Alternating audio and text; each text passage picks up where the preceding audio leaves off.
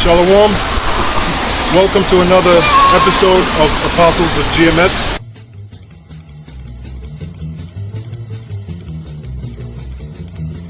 Giving praises to Yahawah for giving us this knowledge, this truth, this understanding. This week we're at Columbia University on location, and one of the main reasons why I decided I was going to film here and do the lesson is because it's based upon a passage that I saw from a film called Capitalist Conspiracy. And what it is was an individual by the name of G. Edward Griffin brought out some information, and this video was made back in 1969. And the information was based upon a student seizure that happened here at Columbia University in 1968. And what happened was, supposedly some students seized certain members, certain officials at the school, had them arrested as it were, had them detained, and the police pretty much were told not to intervene.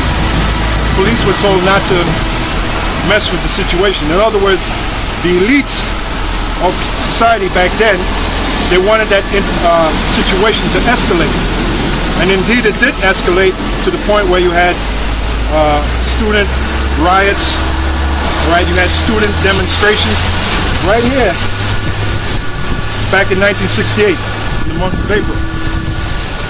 And this is what we're seeing now, because you know our thing is to teach about prophecy. Now you're seeing something called the Black Lives Matter movement. You're seeing that? Well, there's no difference from the so-called Black Lives Matter movement and what happened here at Columbia University back in April 1968. And you'll see the footage, you'll see the clip. And basically, it goes back to something that the elites are bringing called pressure from above and pressure from below. But what is the best way to sell big government and then world government to a people like ours, historically devoted to an independent republic of limited powers? The answer is simple. In revolutionary literature, the tactic is known as pressure from above and below. It's the strategy that Colonel House laid down in his book, Philip Drew, Administrator. Deliberately create problems, and then offer only those solutions that result in the expansion of government. Create conditions so frightful at home and abroad that the abandonment of personal liberties and national sovereignty will appear as a reasonable price for a return to domestic tranquility and world peace. If those who seek world dominion can stimulate leftist mobs into violent confrontation with local law enforcement, and also provide exhaustive news coverage so that the entire nation can see and tremble, then the peaceful and freedom-loving majority can be programmed to accept a vast expansion of government powers and even a national police force, offered supposedly to end the violence. This is the meaning of pressure from above and below. To put over police state measures at home, they need chaos, crime, and anarchy in the streets. To sell the idea of world government, they need the constant threat of nuclear war. Or, as they say in revolutionary circles, the real action is in the reaction. In 1968, Random House Incorporated published this book by James Coonan, The Strawberry Statement, Notes of a College Revolutionary. Coonan carries the usual New Left credentials and is a classic example of the extent to which a highly intelligent mind can be programmed by the establishment into thinking that it is acting against the establishment.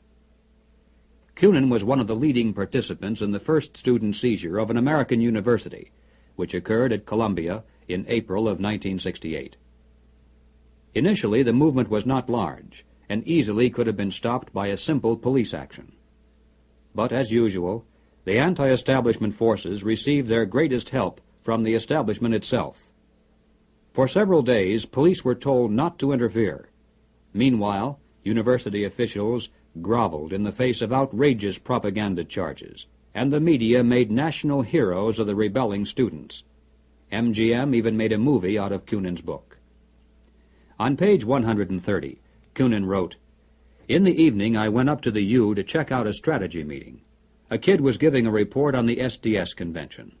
He said that at the convention, men from Business International roundtables, the meeting sponsored by Business International for their client groups and heads of government, tried to buy up a few radicals.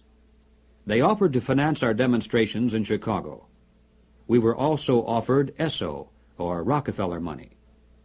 They want us to make a lot of radical commotion so they can look more in the center as they move to the left. Jerry Kirk, while a student at the University of Chicago, was active in the SDS, the Du Bois Club, the Black Panthers, and the Communist Party. In 1969, Mr. Kirk broke from the party, and the following year testified before the House and Senate Internal Security Committees. Here is what Mr. Kirk has told us.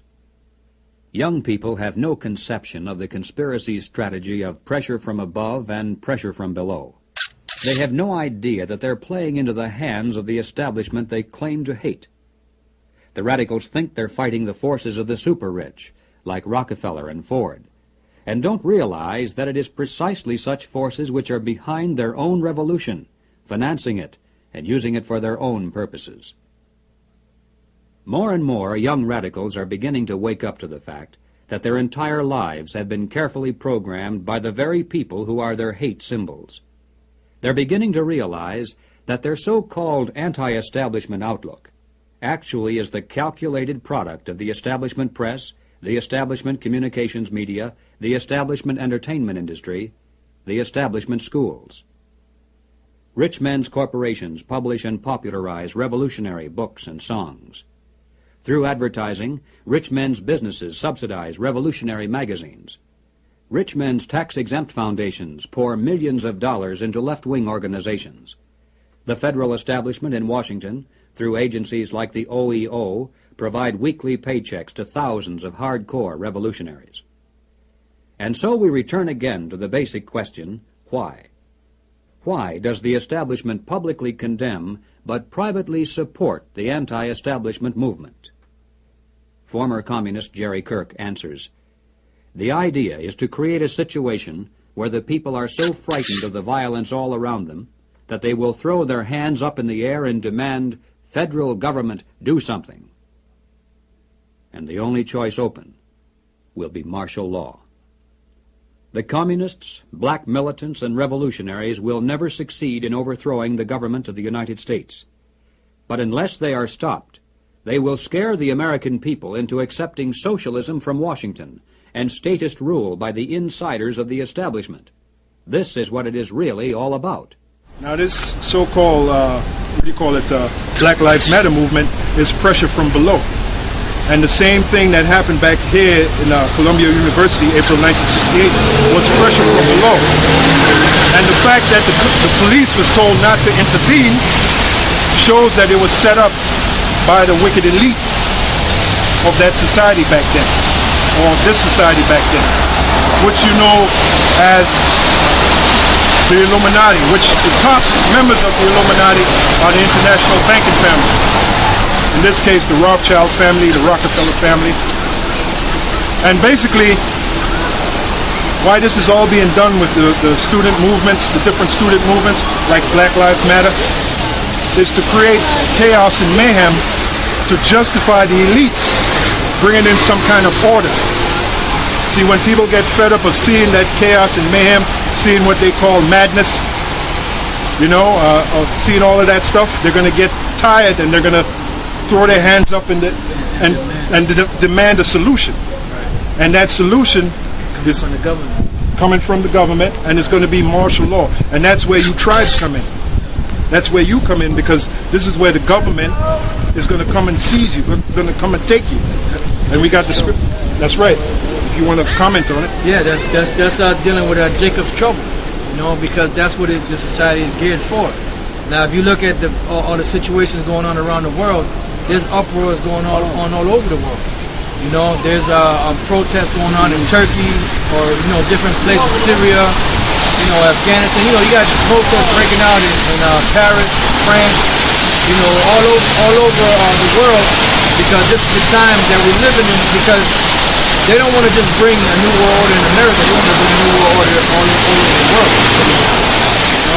That's right. New World Order all over the world. And that New World Order doesn't include you tribes. When I say you tribes, I'm talking about you so-called Negroes all the way down to you so-called Mexicans.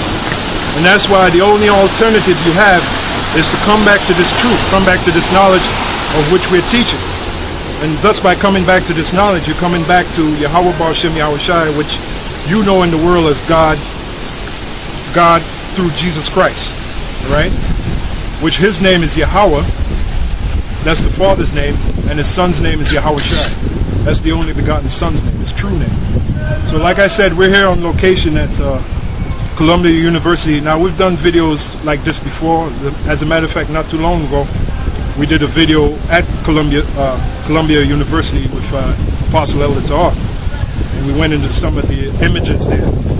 We're pretty much going to do something like that in this video, and at the same time we're going to bring out information of what we find. So we're going to take that walk, and we'll see you brothers in a few.